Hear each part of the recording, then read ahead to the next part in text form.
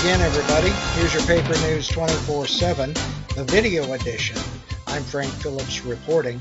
Keep an eye on our AccuWeather forecast this weekend through Monday, won't you? During that time, we might receive as much as 12 inches of snow, say our news gathering partners at Wish TV.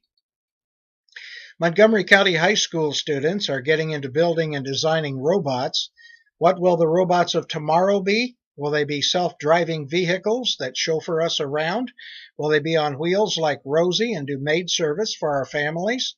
Well, no one knows what the future may bring, of course, but students from Crawfordsville and Southmont high schools are on the Crawfordsville robotics team, and they are on the cutting edge of building programmable equipment for the decades ahead.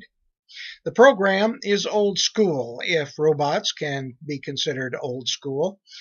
Darren Wilcoxon was in his first year as a teacher at CHS when 4 students decided they wanted to start the team.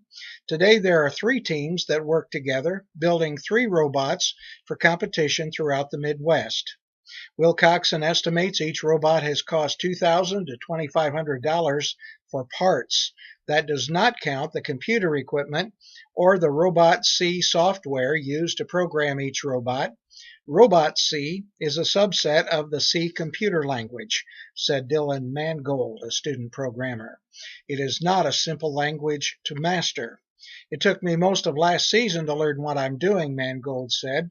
Starter kits cost $1,000, Wilcoxon said, but many parts are not commercially available and have to be handcrafted.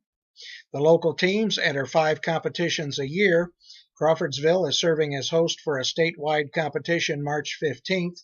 Then the local teams will be off to the University of Iowa for the World Championships at the St. Louis Convention Center, if they make it that far, Wilcoxon said.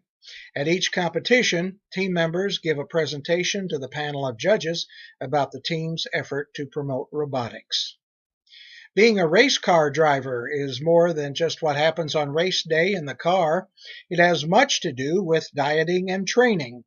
That was the message given to the 7th and 8th graders at Tuttle Middle School Friday morning by IndyCar drivers Charlie Kimball, Pippa Mann, and Jim Leo, president of Pit Fit Training, a company that focuses motorsport human performances.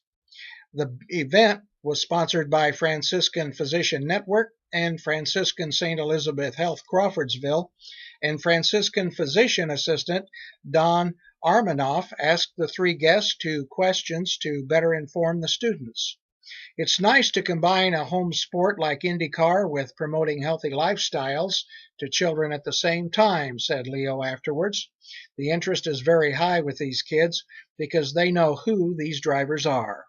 Mann, a 2-time Indy 500 qualifier and the first British woman ever to qualify for a race, talked about her daily diet and making smart food choices while traveling. Kimball, a 3-time Indy 500 qualifier and a top 10 finisher the last 2 years, said that he trains 2 to 3 times a day for 5 or 6 days a week in the off-season. It's important during the off-season to build that foundation and strength and power and cardiovascular so that during the year I can just focus on driving, Kimball said.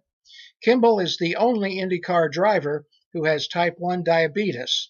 He talked about how he has to monitor everything that he eats. He has a glucose monitor that transmits to a device that plugs into his race car's data system. On my steering wheel, I have speed, lap time, fuel level, oil pressure, blood sugar, water temperature, so car and body data right there together, said Kimball to the students. At the end of the presentation, Kimball and Mann demonstrated for the students different exercises they do to work different muscles. Remember to keep an eye on the weather and be careful if you are out and about this weekend through Monday. As we record this, the National Weather Service has issued a watch. Now, that will probably be upgraded to a warning at some point during the weekend. We will keep you posted throughout the weekend on this webpage as weather conditions change. For Paper News 24/7, the video edition, I'm Frank Phillips reporting.